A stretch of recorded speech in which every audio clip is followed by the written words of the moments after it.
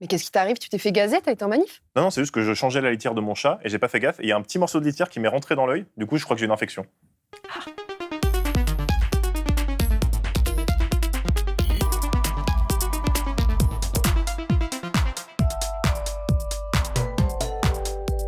Mesdames, Messieurs, bienvenue. Aujourd'hui, nous sommes le 1er mai, journée internationale de lutte des travailleuses et des travailleurs.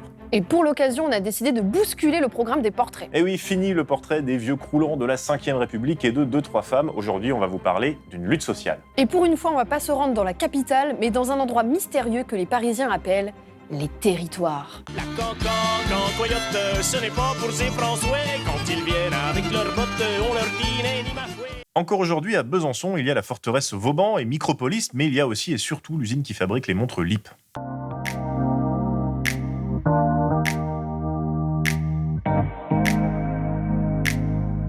Si vous êtes un gauchiste ou tout simplement un vieux, vous avez déjà peut-être entendu ce nom. Et pas seulement parce qu'ils fabriquent des montres. LIP, avant d'être un horloger, c'est avant tout le mouvement social le plus emblématique des années 70. Avril 1973, l'entreprise LIP, qui fabrique principalement des montres, dépose le bilan. Le patron démissionne, abandonnant près de 1300 salariés à leur sort. Après plusieurs semaines de grève, les salariés apprennent qu'un plan social est imminent. Le document de la direction est intitulé cyniquement « 480 à dégager ». Suite à cette annonce, les travailleuses et travailleurs de LIP vont décider d'occuper leur usine. Pour maintenir leur salaire, les ouvrières et les ouvriers vont décider de faire quelque chose de très radical. Ils vont prendre le contrôle de leur outil de production. Et ça va durer. Ça se résume à 3 ans de lutte pour garder les emplois de 1370 personnes qui étaient à l'intérieur de ces locaux. Un des slogans de cette lutte, c'est celui qui est en couverture de ce livre « On fabrique, on vend, on se paie ». Et c'était ça le mouvement des LIP, des ouvrières et des ouvriers qui décident sans patron de reprendre la production et la vente du fruit de leur travail. Bah, c'est les filles là, de la chaîne. Je me rappelle, ils étaient venus me voir en disant « Mais il paraît que tu te fais beaucoup de mourons. » Je dis « Bah oui, bah arrête de te faire du mouron. C'est notre boulot, ça. La chaîne, on la connaît. C'est notre travail. On sait, et la qualité, on la connaît. C'est nous qui la faisons. De quoi t'as peur ?» Bah, je dis, je sais pas, moi, est-ce que vous avez le mécanicien? Mais oui, il y a le mécano qui est là. Arrête, laisse-nous faire. Et en fait, elles ont prouvé que c'était possible. Lui, c'est Charles Piaget, une des figures de la lutte des LIP. Bon, on vous a dit qu'on ferait pas de portrait de vieux aujourd'hui, mais lui, on a le droit. Il est cool. Piaget, c'est un militant qui vient de la gauche chrétienne. Je l'ai dit, c'est un honnête père de famille. Et en fait, il est devenu socialiste. Il n'est pas trotskiste, anarchiste. Il ne s'est pas rattaché à une école en particulier. Il vient au socialisme par l'expérience. Il vient au socialisme parce qu'il refuse le colonialisme. Il vient au socialisme parce qu'il rejette l'arbitraire patronal et l'ordre capitaliste dans l'usine où il travaille, LIP. Voilà. Piaget, s'il a pu venir au socialisme, c'est grâce à ses luttes chez LIP qui ont commencé en 68. Oui, il y a déjà eu une grève à ce moment-là, et en fait, ça leur a permis de s'organiser pendant les années qui ont précédé le conflit de 73. Il faut dire nettement que s'il n'y avait pas eu mai 68, il n'y aurait pas eu LIP 73. Parce qu'avant 68, chez LIP, tout était fait pour empêcher les travailleuses et travailleurs de s'organiser. 1000 salariés répartis dans des ateliers ou bureaux avec une interdiction de circuler, sauf pour travail précis. 1000 salariés dans les tensions provoquées par le travail. Tout cela ne prédispose pas à l'entente, à la solidarité, à des objectifs communs, à s'autogérer spontanément. Piaget parle d'une culture militante qui s'est construite même avant 68, sur 15 années. Et pour construire cette culture-là, il a fallu distribuer des milliers de tracts, organiser des milliers de réunions. En 73, les LIP ne sont donc pas des noobs du mouvement social, comme on dit en sociologie. Ouais, 68 avait déjà permis aux syndicalistes de travailler ensemble et d'organiser des débrayages. Ce 13 mai, on l'a préparé minutieusement, entre CGT et CFDT, pour arriver à faire quelque chose de mieux possible dans l'usine. On a été contents. Le débrayage a vraiment été bien. Il y a eu beaucoup de monde. 68 leur a aussi permis de perfectionner leur mode d'action. Et on rigolait pas à l'époque. C'était plutôt radical. Par exemple, au début de la grève en 73, les ouvriers ont carrément séquestré des membres du conseil d'administration de l'usine. L'équipe de direction sera retenue pendant toute une nuit jusqu'à intervention de la police. On n'a plus l'otage humain. C'est pas bon pour le rapport de force. Comment va-t-on faire pour défendre notre emploi et notre usine? Et il y en a un, moi ça je ne me rappelle même plus lequel, qui a dit mais si on prenait des montres en otage, en cas qu'ils nous fassent le coup. Oui, vous avez bien entendu, ils ont volé le stock de montres pour pouvoir le revendre, c'est donc une action illégale. Bah oui, l'autogestion, ça se fait pas comme ça. Et ce vol de montres, ça permet aussi de payer les salaires. C'est peut-être l'action la plus radicale et la plus révolutionnaire des LIP. Écoutez ce qu'en disait Jean Ragnès, un prêtre ouvrier qui était aussi une figure de la lutte dans l'IB en 1973. Le vol des montres, la remise en route des chaînes, les ventes sauvages clandestines, toutes ces actions sont une sorte de défi à la justice et à la morale, au code de la route capitaliste. Ça montre bien que la légalité est une notion très relative, tributaire du pouvoir. Personne ne peut dire si on le prend entre quatre yeux, les gens de l'IP sont des voleurs. Et pourtant, les gens de l'IP ont fait le plus grand hold-up du siècle. Et ce hold-up, il va super bien marcher. Et en l'espace de quelques semaines, ça doit faire 6 semaines, on avait fait un chiffre d'affaires qui était presque de la moitié de ce que faisait LIP dans toute l'année. Bien sûr, c'était des circonstances spéciales, mais le directeur était complètement renversé, quoi, parce qu'il n'imaginait même pas. J'ai retrouvé des traces de vente de montres à New York, une compagnie de théâtre anarchiste qui écrivait beaucoup au LIP et qui leur achetait régulièrement des stocks de montres pour les vendre aux États-Unis. Donc c'est allé très très loin. Par contre, c'était complètement hors des circuits commerciaux. Et en même temps, les ouvriers essayent d'organiser le travail de la manière la plus démocratique possible, comme l'explique la chercheuse Camille Ternier dans Politis. La démocratie au sein de l'IP reposait sur 3 grandes instances. Le comité d'action, formé de non-syndiqués, il est un contre-pouvoir aux représentants syndicaux très présents dans la lutte, l'Assemblée générale et les commissions. Les assemblées générales sont quotidiennes, durent de 20 minutes à 2 heures, rassemblent de 80 à 1000 personnes. Parmi les 7 commissions initiales, une commission organise la production sur la base du volontariat. Une autre caractéristique 68arde qu'on observe dans la lutte des LIP en 73, c'est l'importance de la question féministe. En tout cas, c'est ce qu'expliquait Charles Piaget dans une interview à un certain Denis Robert. Denis Robert du média Blast ? Mais oui, c'est exactement lui. Et en plus, le saviez-vous, en vous abonnant à Blast, vous pouvez soutenir un média indépendant qui fait de l'excellent travail. Incroyable. Dans les ouvriers, c'est-à-dire dans le premier collège, la majorité étaient des femmes. Et ce qu'on appelle les OS, les ouvrières spécialisées, qui faisaient le même geste toute la journée. Je donnais le chiffre là, de 6000 fois le même geste dans la journée. Parfois, d'ailleurs, c'était 6500 ou 5000, et voilà. Cette forme de lutte très participative, avec des collèges et des assemblées générales, a permis aux femmes de s'organiser et de mener leur lutte spécifique. Du coup, on se prend en main et on dit on va poser le problème de la hiérarchie, on va poser le problème de la représentativité des femmes dans le syndicat. La suite du conflit LIP, on peut dire que la question des femmes après, elle a été la révolution dans la révolution. Elle, c'est Fatima Demougeot, une autre grande figure de la lutte. Ouais, elle a en commun avec Charles Piaget d'avoir une culture chrétienne de gauche. Elle a longtemps milité à la JOC, la jeunesse ouvrière chrétienne. Pendant la mobilisation, elle sera à l'origine de la création de la commission femmes, une commission qui ira jusqu'au comité d'entreprise et qui sera pérennisée par la suite. Cette organisation, elle a permis de faire émerger des questions spécifiques sur le rôle des femmes dans la lutte. J'aimerais bien qu'on dise à chaque fois les travailleurs et les travailleuses. Parce que chez LIP, je crois qu'il y a à peu près 800 femmes, 400 hommes et 100 cadres. Je les compte à part, hein. Bon, alors je crois qu'avec 800 femmes, si la lutte marche comme ça, c'est tout de même beaucoup aussi à cause des femmes. On a Piaget, bien sûr, qui est l'âme de la lutte, comme on se plaît à le nommer, effectivement, qui est un homme. Mais les femmes participent dans toutes les commissions, les femmes font un très gros travail. Les femmes se sont aussi rendues compte que pour occuper l'usine, il fallait mettre de côté de sa vie de famille. La question est très concrète. Qui s'occupe des enfants pendant la lutte ? Et puis pour des femmes qui étaient souvent isolées et mises en concurrence, la grève c'est aussi un moyen de créer des liens de solidarité sur le lieu de travail. C'était avant tout les femmes qui avaient apprécié de faire tomber les barrières qui les séparaient des autres travailleurs. Elles avaient appris à se connaître en dehors d'un système fondé sur la concurrence pour se faire bien voir des surveillants. Il y a des convergences entre cette lutte ouvrière et cette lutte féministe, mais les LIP vont aussi créer des liens avec d'autres luttes qui ont lieu au même moment. Il y a eu par exemple des rapprochements entre les ouvrières et les ouvriers de LIP et les paysans et militants du Larzac qui manifestaient contre l'extension d'une base militaire. Certains se sont réclamés de l'autogestion en Yougoslavie et d'autres ont même comparé la lutte à la guerre du Vietnam, comme Ragnès dans l'IB. Alors comment va-t-on de la société actuelle à la société que tu décris ? En créant des Vietnams. Le Vietnam usine, le Vietnam église, le Vietnam justice, le Vietnam police, le Vietnam LIP. Bon, alors ça, c'est des trucs qui doivent vous paraître un peu bizarres aujourd'hui. C'est vrai que c'est très ancré dans les années 70. Oui, ça doit être ça le problème, ouais. Mais ça, c'était pour vous montrer qu'il y a une grande effervescence politique et militante autour de LIP. On a beaucoup écrit sur cette lutte. On a beaucoup filmé les LIP. Le réalisateur Chris Marker l'a fait. Au commencement, Dieu créa Emmanuel, qui engendra Ernest. qui engendra Fred. Et là, tout se compliqua. C'est marrant parce que je pensais pas qu'il allait faire un film. Je pensais que Chris Marker était plutôt de genre à prendre le crayon Stop. que la caméra. Stop. Bref, un peu comme les Gilets jaunes, cette lutte ça a été un vrai moment de politisation populaire. Les ouvriers ont pu s'intéresser à des thèmes nouveaux. Et puis, non, on a découvert de nouveaux horizons. De toute façon, il y a des tas de choses à s'occuper. Moi, je pense par exemple aux immigrés, j'en avais conscience, mais je voyais qu'ils avaient des difficultés, mais je les comprenais pas. Ce qui a aidé, c'est aussi que la lutte a été largement médiatisée et soutenue, notamment par le journal Libération, qui a été créé 2 mois avant le début de la grève. Les nombreux articles consacrés au mouvement LIP et l'intérêt suscité attirèrent à leur tour des lecteurs, permettant au journal de parvenir à la viabilité financière à l'automne 1973.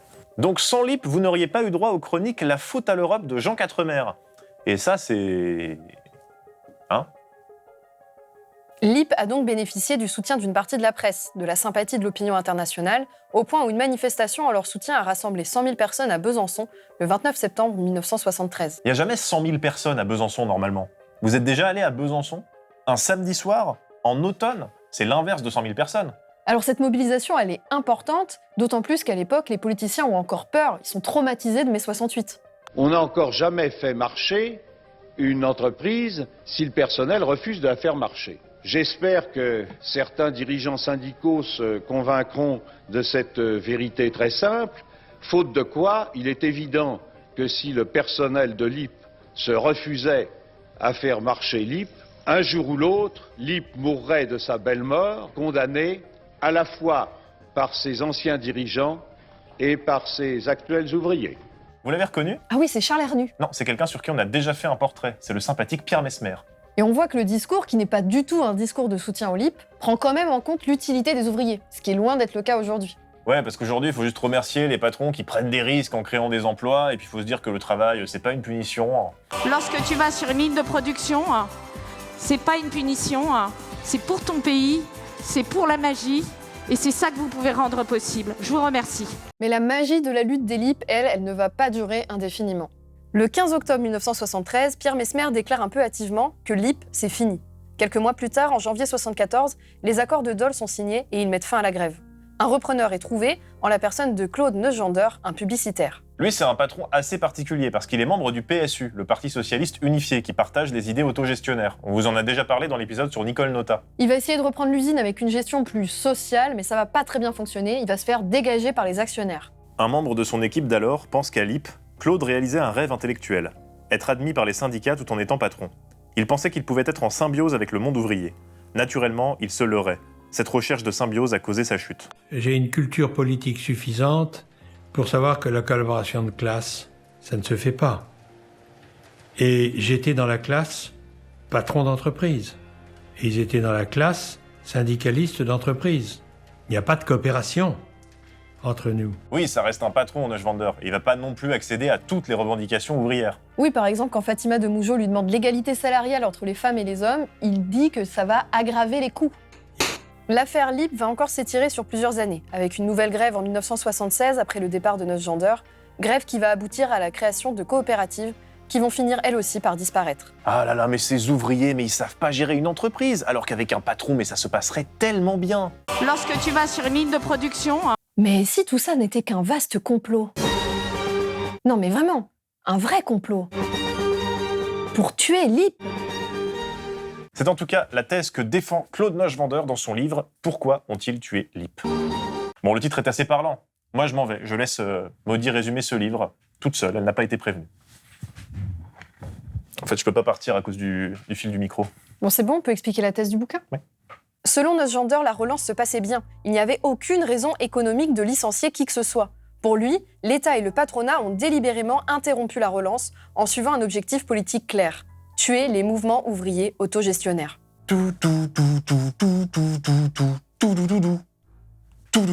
Bon, je vais le dire de façon plus argumentée. Suite à la mort de Georges Pompidou, le gaullisme social perd de son influence. Le temps n'est plus venu de soutenir les entreprises françaises, mais d'embrasser le néolibéralisme et les délocalisations.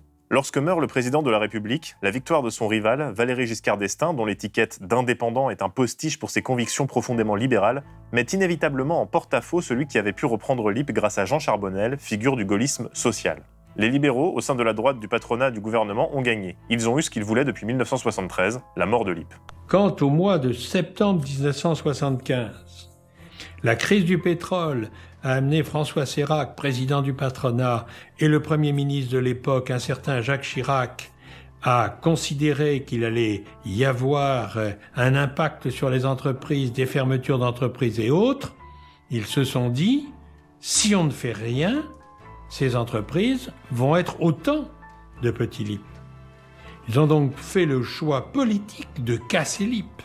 Et ils avaient des raisons de penser ça, puisque, inspirés par l'exemple de Lippe, plusieurs entreprises tentent des expériences autogestionnaires à l'époque. Depuis Lippe, d'autres grèves autogestionnaires ont été possibles. Par exemple, en 1976, celle des salariés producteurs des briquets Dupont à Faverges. Donc à cette période, on a à la fois l'État français qui découvre le libéralisme économique, mais on a aussi le patronat qui change de stratégie face aux solidarités ouvrières. Oui, parce que dans les années 60 et 70, c'était encore le plein emploi, et la situation était un peu plus favorable aux travailleurs qu'aujourd'hui. Et une expérience comme Lippe, c'est fondamentalement une inversion du rapport de domination entre patrons et salariés. Et ça, les dominants, ils aiment pas. C'est en tout cas la thèse du politiste Guillaume Gourgue. Faire tomber le symbole Lippe permet de discipliner les ouvriers. Lippe peut être considéré à la lumière de notre enquête comme un symbole de cette disciplinarisation. En cessant de soutenir la reprise de Lippe, l'État et le patronat français signifient, plus largement, que l'action collective des travailleurs ne peut plus empêcher les licenciements. Donc je résume, c'est pas du complotisme évidemment. C'est qu'on assiste à une reconfiguration du capitalisme au mi-temps des années 70. L'État arrête de considérer la défense de l'industrie comme un objectif, le plein emploi est abandonné volontairement et le patronat reprend la main. Lippe est en fait à la fois l'exemple des méthodes militantes de cette époque et la victime de l'idéologie néolibérale qui est en train d'arriver. Et ce moment d'entre-deux, c'est ce que certains chercheurs appellent les années 68. On considère que il y a 2 dates de clôture, on va dire. Il y a par exemple l'historien Xavier Vignat, il dit qu'elle s'arrête en 1979 avec la destruction de la sidérurgie lorraine, et il dit c'est la fin d'une certaine manière d'un cycle de lutte ouvrière, d'insubordination très forte, qui comptait que sur elle-même et qui comptait d'abord sur elle-même, et on passe à un processus d'étatisation des luttes ouvrières, et du coup certains et certaines historiennes et historiens, eux, clôt le cycle en 81 avec l'arrivée au pouvoir de la gauche gouvernementale et de François Mitterrand, qui gagne l'élection présidentielle à ce moment-là. On en parlait aussi d'ailleurs dans notre épisode sur le tournant de la rigueur, avec François Mitterrand. Enfin, il n'y avait pas François Mitterrand dans l'épisode, mais c'est sur François Mitterrand, parce qu'il est mort. Et tout comme le tournant de la rigueur, la conversion de Giscard et du patronat aux idées libérales, c'est pas naturel. C'est le fruit d'une lutte idéologique. Cette vision libérale vient affronter les idées marxistes et surtout gaullistes dominantes dans les années 60. C'est un processus volontaire, pensé, théorisé, et c'est organisé par et avec l'État. Oui, et c'est pareil aujourd'hui. On a tendance à penser que notre néolibéralisme, c'est l'État qui s'efface au profit du marché. Alors que pas du tout, au contraire. Le néolibéralisme, c'est l'État qui organise sa propre impuissance et qui mime une prétendue incapacité à intervenir sur l'économie, alors qu'il est très actif. On ne sait jamais laquelle des gouttes est la dernière. Ça, on ne sait pas. On peut le pressentir, mais on ne le sait pas. En revanche, on peut savoir si le vase est bientôt plein. Et en 2017, on fait les ordonnances travail. Moi, je me dis, quand on fait les ordonnances travail, ça va être terrible. Parce que je me souviens de la loi travail. 2 ans avant. Manifestation monstre, tension maximale. Et on fait les ordonnances travail et ça passe. On fait la réforme de la SNCF. On met fin au statut. Et on ouvre la concurrence. On s'attend à des blocages complets. Et on les a pas tant que ça. Il y a des grèves, mais ça passe. On dit qu'on va pouvoir entrer dans les universités, dans l'enseignement supérieur, sur le fondement d'une orientation sélective. Si vous avez suivi l'actualité politique des 20 ou 30 dernières années, vous savez que c'est une bombe. On le fait. Il y a des universités qui sont occupées. On les désoccupe. Et ça passe. L'État néolibéral, il intervient. Simplement, il intervient en faveur du marché. Il intervient en faveur de la dérégulation. Et l'affaire Lippe, c'est un peu le début de ce changement de paradigme. Mais c'est pas que ça, heureusement. C'est pas le néolibéralisme, il a gagné, circulé, il n'y a plus rien à voir. La lutte, elle est toujours en cours, là. Elle est toujours en cours dans un contexte différent aujourd'hui. Les structures de solidarité entre travailleurs, les organisations syndicales et la classe ouvrière elle-même, tout cela est atomisé, affaibli, divisé. Les choses ont changé. Prenez l'exemple de Lippe. À l'époque, ils ont eu un énorme soutien médiatique. Et aujourd'hui, l'histoire de cette entreprise est totalement réécrite. Et donc Philippe, vous avez décidé de rapatrier la production ici à Besançon. Alors, comme vous pouvez le voir, ici vous êtes dans un atelier d'horlogerie.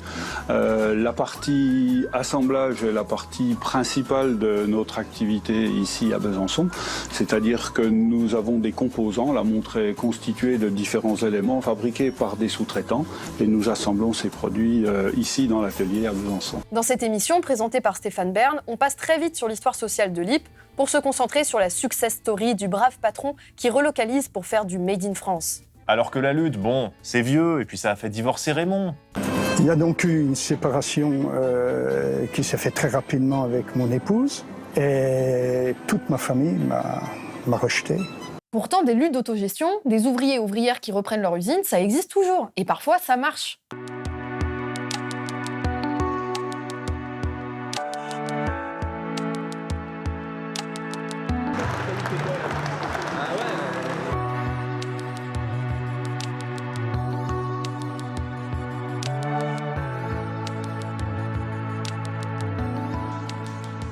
Les Fralip, c'était il y a 13 ans, mais l'entreprise existe toujours. Aujourd'hui, vous le connaissez peut-être, c'est le T1336, qui fait référence au nombre de jours de grève réalisés par les travailleuses et les travailleurs. Il y a aussi d'autres exemples. Récemment, Mediapart consacrait un article à la librairie clermontoise Les Volcans, sauvée de la liquidation et reprise en coopérative par ses salariés. Bon, tout ça, malheureusement, ne fait pas trop de bruit dans les médias, et on a tendance à croire que les licenciements, les délocalisations, c'est quelque chose de naturel, de normal. Guillaume Gourgue conclut. Voilà ce que nous voudrions tirer de l'affaire LIP pour aujourd'hui. Les licenciements et le chômage de masse ne sont pas des fatalités économiques et ne l'ont jamais été. Leur acceptation est le fruit de décisions politiques qui peuvent être défaites et contestées. Les arènes permettant d'en dénoncer les ressorts politiques peuvent être réouvertes. Il est sûrement l'heure de se convaincre, de nouveau, de la nature politique des choix économiques. Il y a forcément des différences entre maintenant et les années 70. Bon déjà, on peut plus rouler dans Paris, on peut plus fumer dans les hôpitaux, mais les modes d'action, eux aussi, ont changé. Le vol de stock, les séquestrations, tout ça, ça se voit plus vraiment. Mais il y a aussi de nouvelles formes de radicalité. Si aujourd'hui on prête beaucoup plus attention aux luttes écologistes, aux luttes féministes, c'est aussi parce que des salariés comme ceux de LIP ont pu ouvrir la voie. Oui, même si certaines histoires se terminent par des défaites, il y a toujours quelque chose à en tirer. Et c'est sur cette note un peu positive qu'on voulait terminer en ce jour de fête internationale des travailleurs et des travailleuses. En tout cas, on espère que cet épisode vous a plu et que votre 1er mai s'est aussi bien passé. On revient le mois prochain avec un nouveau portrait. D'ici là, luttez bien!